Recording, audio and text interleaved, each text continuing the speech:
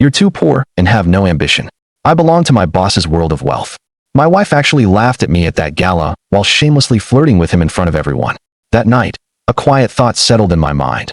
I would show her exactly what real ambition looked like. We were barely 3 drinks deep at the event, navigating through a sea of expensive suits and sequin dresses as though we had every right to be there. I watched my wife's hand rest on her boss's arm for just a fraction of a second too long. Then I noticed the look in her eye. It wasn't admiration or even simple flirtation. It was a cold, hard calculation, as if she were tallying up potential profits. Then, without missing a beat, she delivered the line that changed everything. "You're a good man, David, just not ambitious." She didn't even bother to look at me, taking a delicate sip of her wine, her focus entirely on him. Her boss let out that loud, empty laugh that seems designed to take up all the air in a space. I didn't join in. Instead, I simply blinked once, carefully placed my glass on the edge of a passing waiter's tray, and walked toward the door. No shouting, no dramatic exit, not even a hesitation to see their reaction. Let them enjoy their little moment. I was already miles ahead of it. The second I stepped out, the overwhelming silence and cold rain hit me. It was the kind of damp cold that sinks straight down your collar and settles in your bones. I didn't reach for my phone or hail a cab. I just kept walking until I reached the valet stand where an old man stood shivering under the awning, caught by every gust of wind. He had no coat, no umbrella. I took mine, a nice, heavy one, and handed it to him. I didn't say anything, just gave him a quick nod and walked out into the downpour without my own protection. I walked all 5 blocks home, my shoes soaked and my hair dripping, but I wasn't angry anymore. There was a sudden, sharp clarity, as if some blunt edge inside me had finally sharpened. I didn't break. I simply recalibrated. Because the truth is, men like me don't lose control. We plan. Most of you are likely just listening without subscribing. Over 90% never hit that button. But if you've stuck around this long, it means something in this story is resonating. So take a quick moment and tap it. It lets my team know to keep finding stories that truly matter. Anyway, back to my wife. She finally came home very late, smelling of expensive wine and a certain corporate restlessness. She never noticed the wet towel I'd left in the hall or the fact that I was still wide awake, sitting alone in the dark with a glass of whiskey. She just kicked off her heels and mumbled something about how much networking tired her out. I remained silent, watching her move through the kitchen as if absolutely nothing out of the ordinary had occurred. As if she hadn't just shredded my dignity in a room full of people and presented it to a man who probably calls junior staff sweetheart and owns a sailboat named after himself. She went to bed. I stayed up for hours, scrolling through old news reports, forgotten corporate names, and legal directories. She never once bothered to ask about my real family history or where I truly came from. To her, I was just the reliable, quiet husband who repaired the squeaky hinges, filed our taxes early, and always made sure the Brita pitcher was full. But I've always stood by this. The most dangerous person in any room is the one nobody sees coming. And she had just given that person a powerful reason to act. I remembered the old valet under my umbrella. The way he looked at me, not surprised, but almost expecting it, as if he knew someone would eventually see him. It's funny how everyone expects ambition to be loud and flashy. Sometimes, it just wears drenched shoes and a peaceful smile. The next morning, I made her coffee precisely the way she likes it. 2 sugars, no cream. She barely glanced up from her phone, obsessing over how critical Monday was going to be. "Big presentation," she announced. This could change absolutely everything. She had no concept of how right she truly was. She was mid-sentence about a brand unification strategy when I handed her the travel mug. She accepted it with an air of entitlement, giving me only the briefest flicker of her attention while her thumb scrolled with urgent, corporate purpose. She was flawless, perfect lipstick, heels clicking louder than necessary, the kind of Monday morning persona designed to make every younger woman feel small. "I'm presenting to a managing partner today," she informed me, shoving files into her pricey leather tote. "It's a long shot, but if it hits, it opens all the floodgates." She paused and added, "And before you even think to ask, no, you can't come. It's invitation only." I had said nothing. She tossed her jacket over her shoulder, her phone stuck between her cheek and shoulder as if it were a life support device. "No, Claire. Slide the Capella logo left, not up. And use my visuals, not Todd's. He messed up last quarter." She stopped again. "I will be the one at the front of that room today. They'll remember my name, not his." I simply picked up the car keys. The drive was completely silent, her voice a metronome of condescending instructions directed at her assistant. "Tell Adam no. I don't have time for a catch-up. I need to meet with the Albert Group's rep before 10. She never wondered why I was driving her when she usually drove herself on important mornings. She didn't notice the way my eyes stayed glued to the road, as if I were counting every mile, as if I were counting the moments. When we reached the underground garage, she offered a dismissive thanks at best, collected her things, and walked toward the elevator with the self-assured grace of someone who expected the whole building to applaud her arrival. The elevator doors opened. The lobby floor was aggressively polished. Abstract corporate art pulsed soft, blinking colors on the walls. Executives hurried around like bees around a hive. But one group was standing completely still, right beneath the massive chandelier. It was the man I'd given my umbrella to, but he looked completely different. He wasn't hunched over or looking wistfully toward the lobby coffee shop. He stood tall in a suit that easily cost more than her $1,000,000 bonus. Next to him were two other men, one carrying a pristine leather briefcase, the other wearing a badge that read Special Advisor. The receptionist, typically a relaxed teenager, was standing rigid next to them, hands clasped, waiting. He looked right at me, not her, and gave a sharp nod. It wasn't casual or for show. It was a signal of respect. I returned the nod. The clicking of her heels stopped instantly. She was frozen next to me. "What? Who is that?" she whispered, her voice barely audible. I didn't answer her question. I just walked around her, gently brushing her elbow as I passed. "Have a good day," I said. It was quiet, polite, and completely forgettable, except I could feel her eyes drilling into my back. I knew her mind was cycling through possibilities faster than she could speak.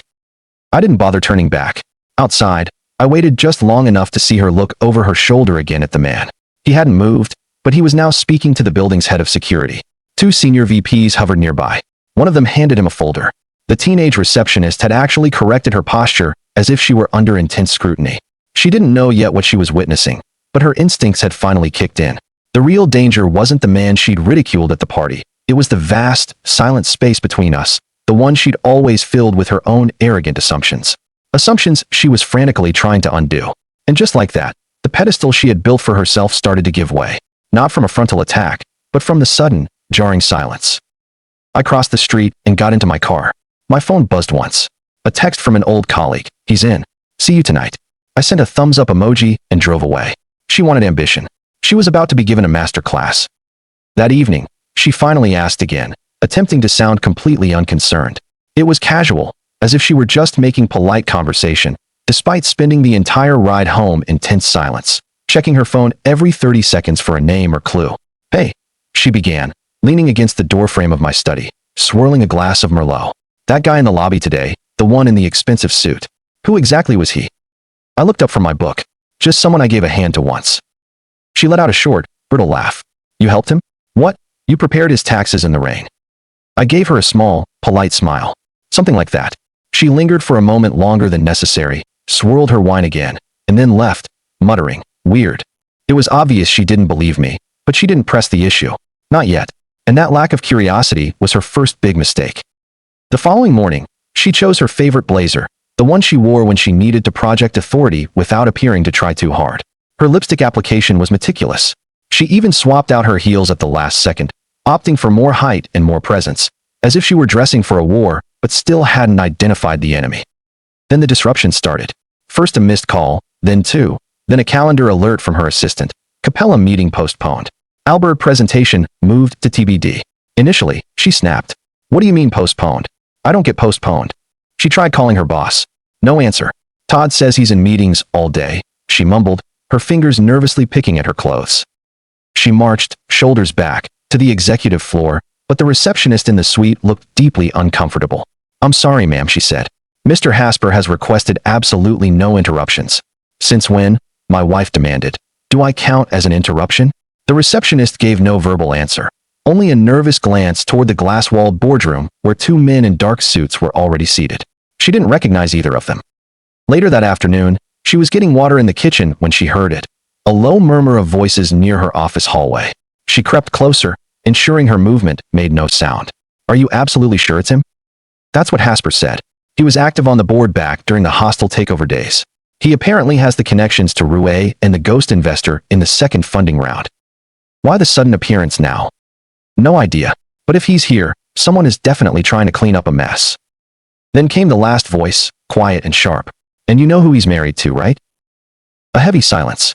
Then a dry, disbelieving chuckle. Incredible. And she genuinely thought no one would notice. She stood there, paralyzed. When she finally came home, I was in the garage, tinkering with the engine of the old motorcycle I hadn't ridden in years. She watched me work for a long time before finally speaking. You knew this was going to happen. I didn't look up. You'll need to be more precise. She stepped forward. The man in the lobby, the one you helped. Who is he really? I wiped my hands on a rag. Someone I've known for a long time. He avoids social media. He prefers genuine connections. She crossed her arms. He looked at you like you were old friends. I met her gaze. Then he knows me. She hesitated. So, he's just some kind of consultant? I smiled faintly. He advises occasionally. He steps in when leadership has problems. Quietly, and very effectively. She backed up, her eyes narrowing. And you just happen to know people like that? I returned to working on the bike. You never asked who I kept in touch with. She didn't say another word. She just stood there observing me, struggling to complete a calculation with variables she'd never bothered to gather because she'd never believed she would need them. In her world, I was merely the supporting cast, the man who fixed cabinet doors and paid off student loans without complaint. The guy who could iron a shirt better than she could. Never a threat, until now. The real sting was that she still had no idea how vast this network truly was. Not yet. But tomorrow, the curtain would pull back a little further, and what she would find reflected there would certainly not be herself anymore. By Wednesday morning, the edge in her voice had completely disappeared. It was still firm and well-practiced, but the core conviction had softened, like someone trying to walk on a floor they suspected was now made of glass. Her boss, Hasper, barely glanced at her during their morning meeting. He was certainly polite, perhaps even curt, but he didn't seek her input as he once had. He didn't hand her the new presentation. He simply said, "We are reviewing that in a different format now. Thank you for your notes on the initial draft." But I was the one who finalized the whole proposal. I know the weariness in his tone. Not anger, not even disappointment, just a deep-seated exhaustion. The kind of fatigue that comes from learning an inconvenient truth you can never forget. Her inbox was chaos. By mid-morning, documents she had already approved were sent back flagged for review. HR requested clarification on a simple expense report she'd submitted 2 months ago. A young junior analyst, someone who usually trembled in her presence, dared to suggest that she reformat her forecast model for an external review. External. She texted Hasper. No reply. She called him at lunchtime. Straight to voicemail. At 4:17 p.m., she walked past the glass-walled boardroom on the top floor. The door was slightly ajar. She wasn't planning on eavesdropping until she heard her name spoken, the kind of reference that makes your spine go instantly rigid. She's married to him. A sharp pause. You're serious? Yes. They confirmed it this morning. He holds legacy shares through the Remand Trust. Never drew attention to it. Never even used his vote. Another person let out a long, low whistle. She never thought anyone would notice. Unbelievable. Then the final punchline, delivered low and with amusement. She was playing corporate poker with the man who secretly held the deed to the entire casino. She didn't need to hear the rest. By the time she arrived home, she was carrying her high heels in her hand. There were no dramatic, sharp clicks of footsteps on the floor that night. I was in the kitchen, reading an old investment brief and drinking jasmine tea. She stood motionless in the doorway, arms folded. Did you say anything to anyone? I slowly looked up. About what? About me, she repeated, to that man. To anyone. I'm not stupid, David. I know exactly what is happening. I put my mug down. No, you're not stupid. She took one step forward. I smiled slightly. You said I wasn't ambitious. Her mouth opened, but I continued speaking. You never once asked if I had connections. She stared at me, looking as if I had just turned off the lights in her brain. There was no anger, no insults, just a silent, desperate calculation trying to reboot a system that had completely failed. You're trying to sabotage me, she declared, her voice sounding thinner than before. I tilted my head. Am I?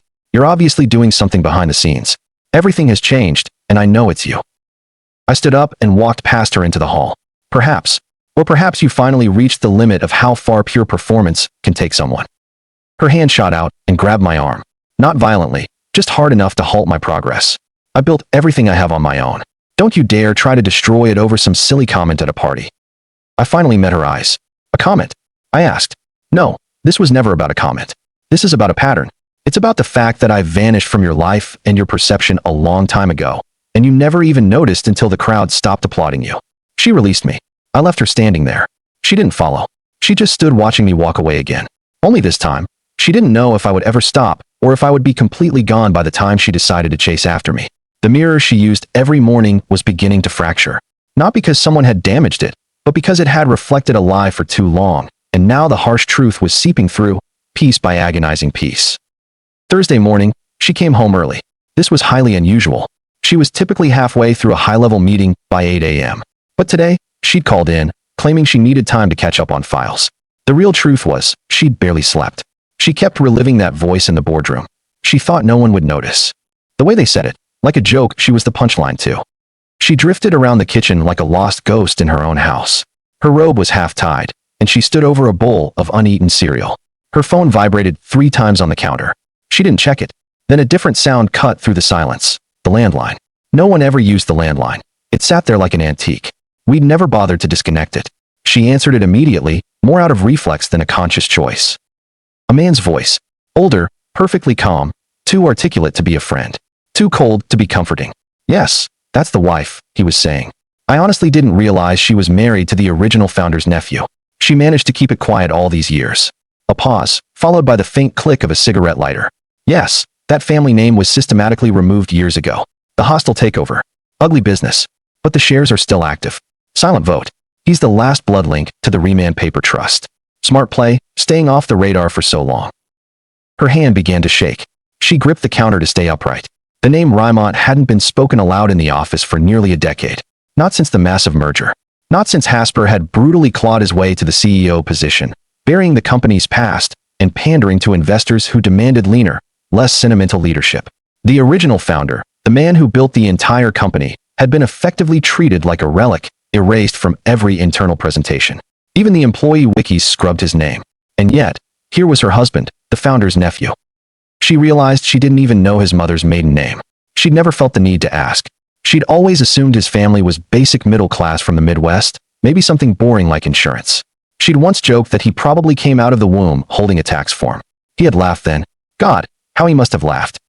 She put the receiver down, not hanging it up, but placing it slowly, carefully, as if it might detonate. I was outside, meticulously trimming the ivy we'd planted the previous spring. She emerged barefoot, her face utterly white, her eyes wide with shock. You lied to me, she stated. No greeting, no softening preamble. I looked up from the shears. About what? About who you are. I took off my gardening gloves. I never lied. You never told me you were related to Rymont, that your name was on anything, that you held shares, silent or not. She stopped, catching her breath. I've dedicated 9 years to that company. How could I not know this? I tipped my head, studying her. You never asked. That is not an answer. I placed the shears down on the ledge. You were busy, I said simply. She stared. Busy. I held her gaze. Climbing. Silence. You deliberately let me make a fool of myself, she whispered. No, I replied. You accomplished that entirely on your own. You just never realized how many people were watching. She collapsed into one of the patio chairs as if her legs had failed her. She stared blankly at the ivy, as if she expected it to spell out an explanation. You were there all along, she murmured. Right under their noses. Right under my nose. Watching. I sat down across from her. I wasn't watching. I was waiting. Waiting for what?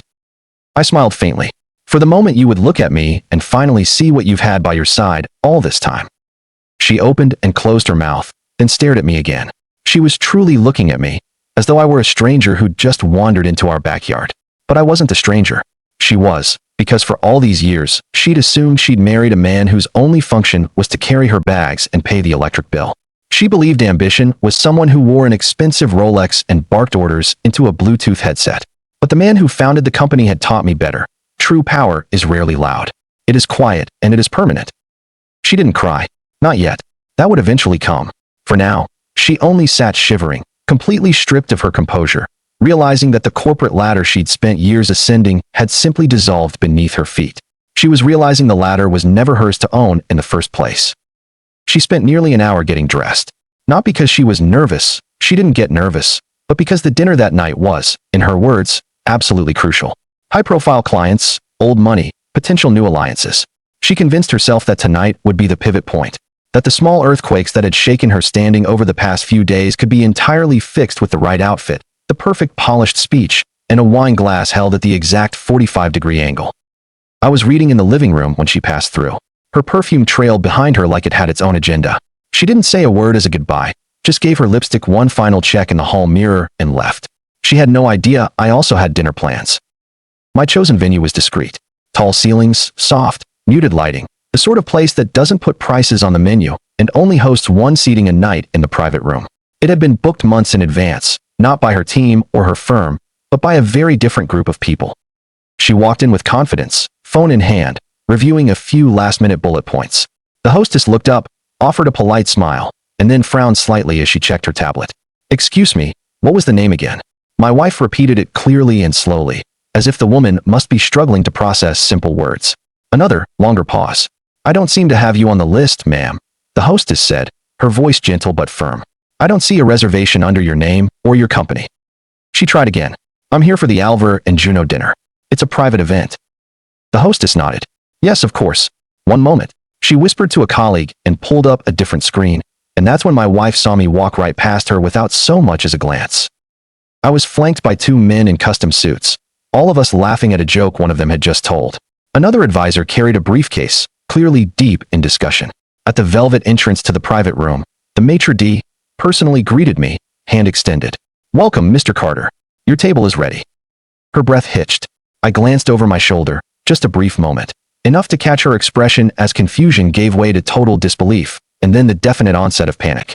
She didn't dare follow me. She grabbed her phone, stepped outside, and called me. I let it ring once, then twice, before answering with my usual calm tone.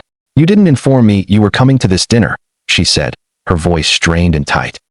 "You didn't ask," I replied evenly. "Don't be deliberately difficult. This was my event, my night.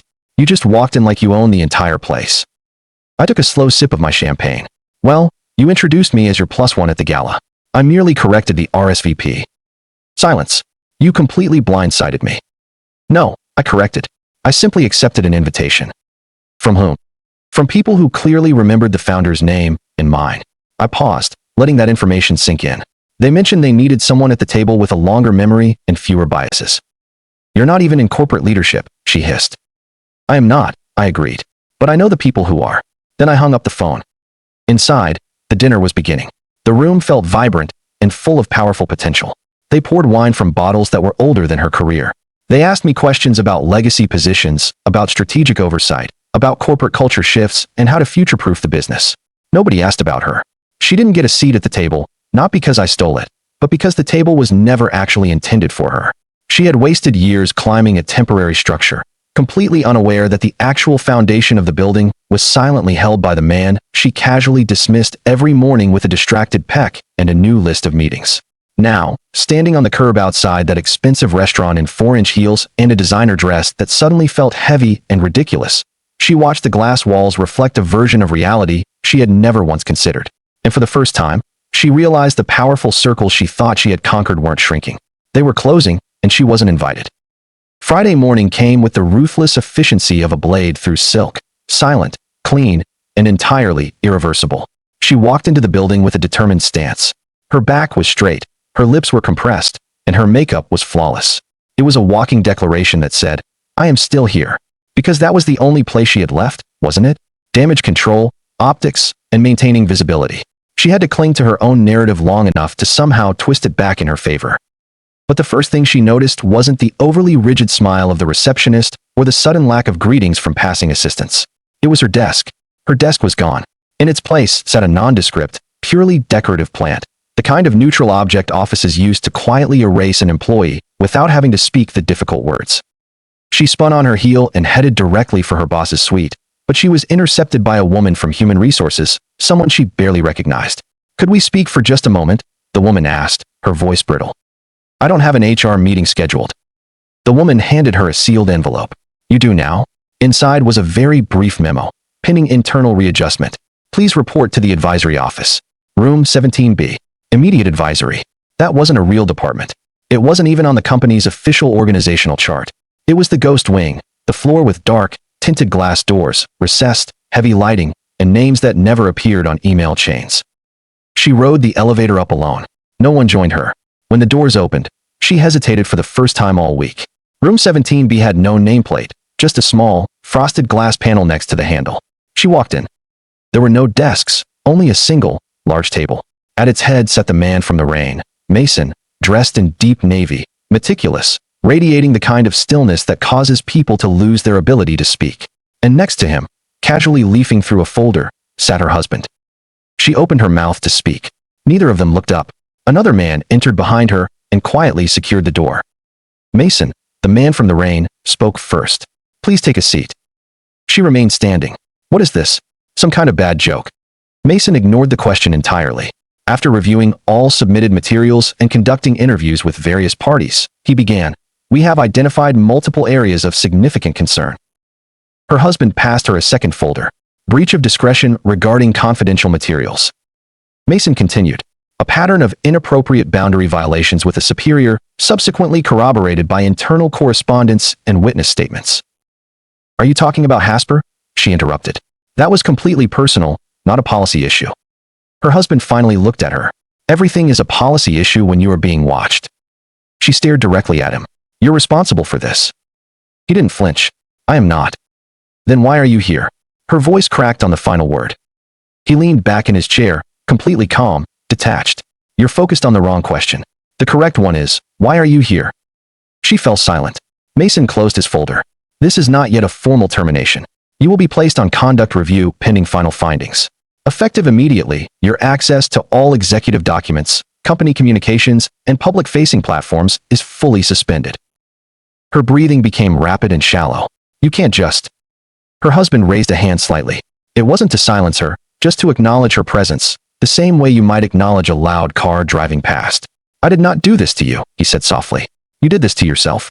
I merely held up a mirror and shone a little more light on it." She felt the room closing in. Not quickly, but slowly, silently, like a room losing all its oxygen. "You want revenge?" she hissed. He shook his head. "I want accountability. And for once, you are not the one holding the clipboard." Mason stood up. "That is all we require for now." The door opened again. A different HR representative, silent, waiting. She walked out slowly, each step heavier than the last. She didn't cry on the way down in the elevator. Not yet. After all, she was still wearing her expensive heels. But somewhere between the 17th floor and the main floor, a stark realization hit her, one she had consciously avoided until this very moment. He never once raised his voice. He never made a spectacle. He never had to demand anything. And yet, here she was, being systematically written out of her own story, page by page, erased by the very man she once dismissed as unambitious. He didn't want her position. He simply wanted the entire structure reset. Her mother's text had arrived on Friday night, formal and highly unsettling. "We would like you and David to come for dinner on Sunday. Your father has questions." No friendly emojis, no warm phrases, just that cold, perfect corporate punctuation. She showed up alone, naturally. He hadn't fought her when she told him, just looked at her over his reading glasses and said, "Your family has always preferred a heavily edited version of the truth. I wouldn't want to disrupt that for you." So, now she stood on the porch of her childhood home, dressed in muted, neutral clothing and wearing a strange, fixed smile. The house smelled exactly the same, lemon furniture polish and rigid expectations. Her father sat already seated at the head of the table, arms tightly crossed. He did not stand up when she entered. Her mother was also seated. The plates were perfectly set, the silverware aligned with military precision. No food, just overwhelming silence. She sat down and smoothed the napkin in her lap. "Mom, Dad, I know things have been..." Her father cut her off immediately. "Why didn't you tell us?" The question hung in the air like a final judgment. She blinked. "Tell you what?" Her mother's lips pressed into a thin line. Her father leaned forward. "That you married into the Remand Trust. That David, your husband, is not merely some accountant. That he is the founder's nephew. And that you have spent the last few years treating him like background noise while desperately attempting to outclimb him in his own shadow." She swallowed hard. "It wasn't like that at all. He provided us with the reports," her father stated.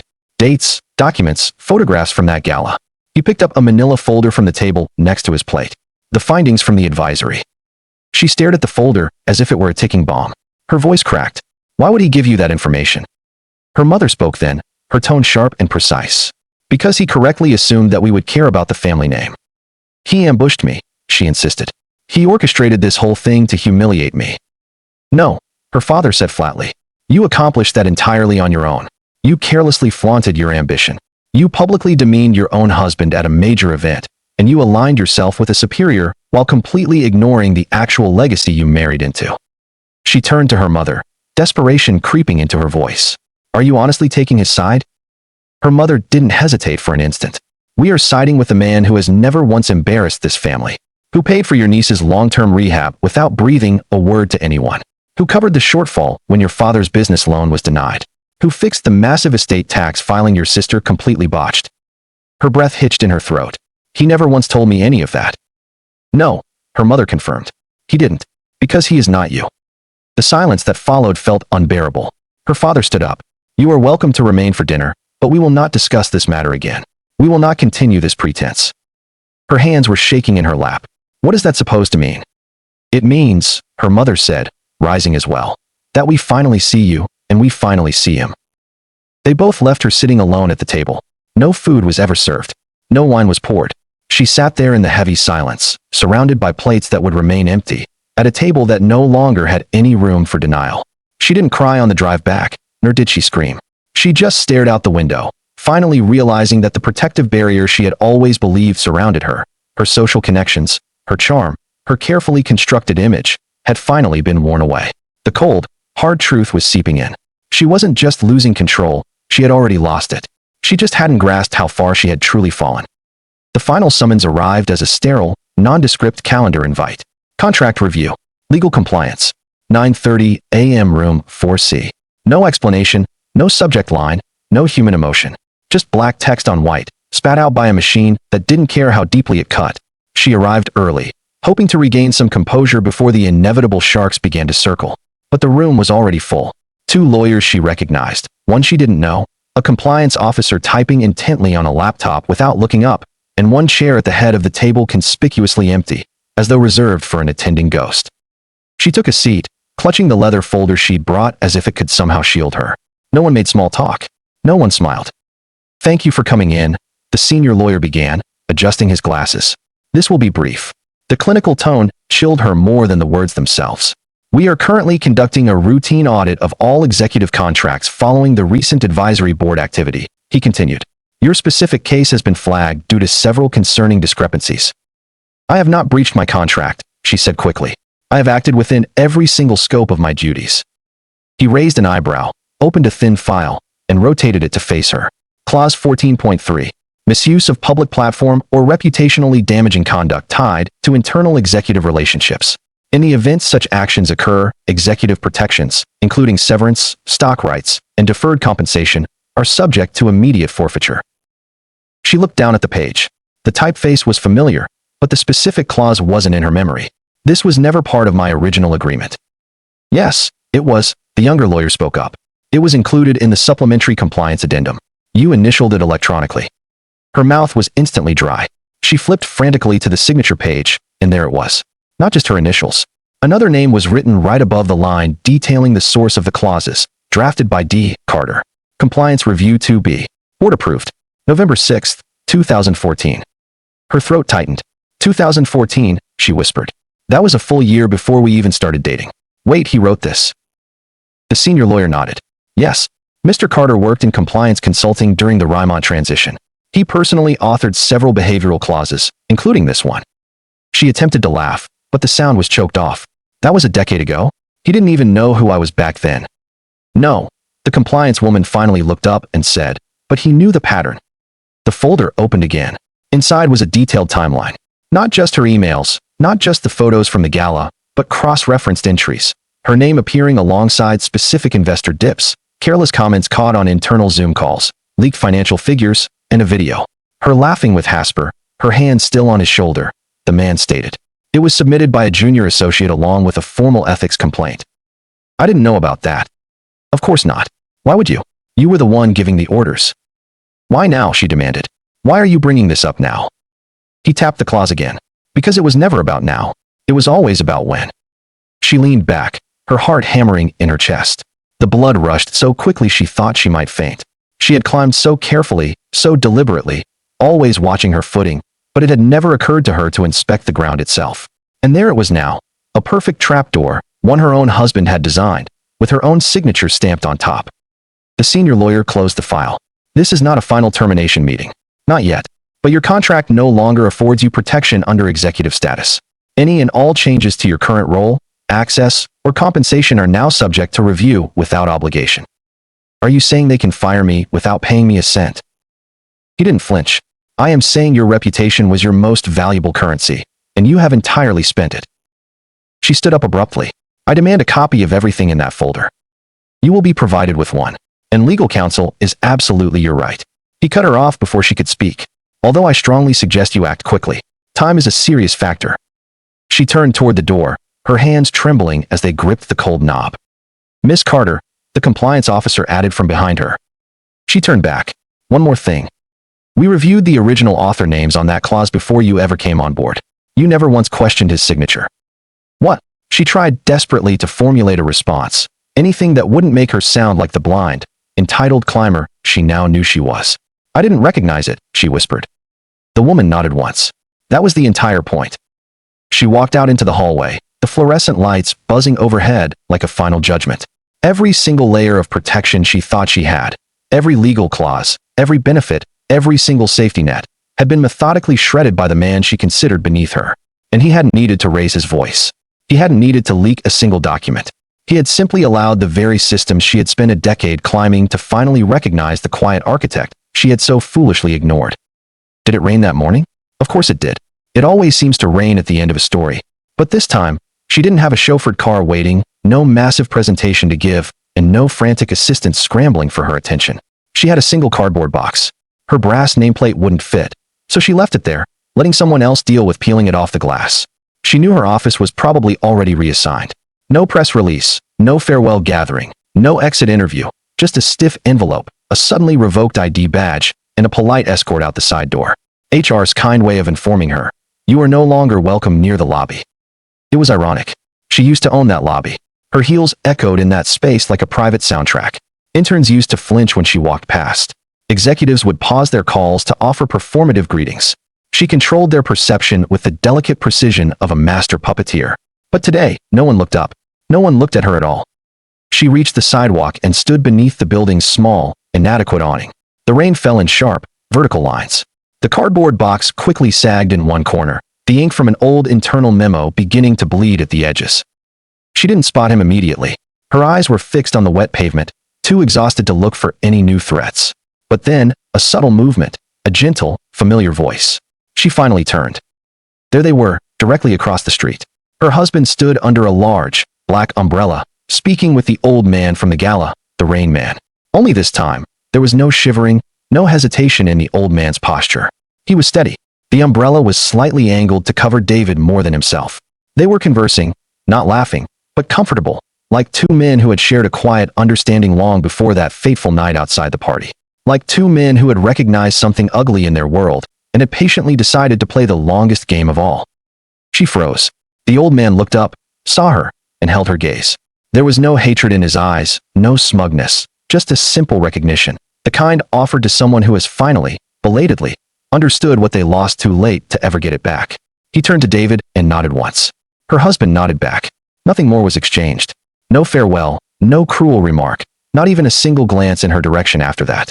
Just two men standing under an umbrella, saying absolutely everything without uttering a single word. She stood there, completely drenched now, the rain running down her collar. No one offered to share their cover. No one asked if she was all right. And in that moment, the final, brutal understanding arrived. This was never about ambition. It was never about climbing higher, speaking louder, dressing sharper, or knowing the right people at the exact right moment. It was about respect. The kind of respect you can't demand, the kind you have to earn. Slowly, silently, in the spaces between the noise. She had believed she married a quiet man. What she had completely failed to see was that he was the original architect of the very world she had tried so hard to conquer. And when the lights dimmed, the names disappeared, and the applause finally faded, only one of them was left standing, dry, serene, and seen. The other was simply forgotten, dripping in the rain with a cardboard box in her hand, staring at the ghost of what could have been.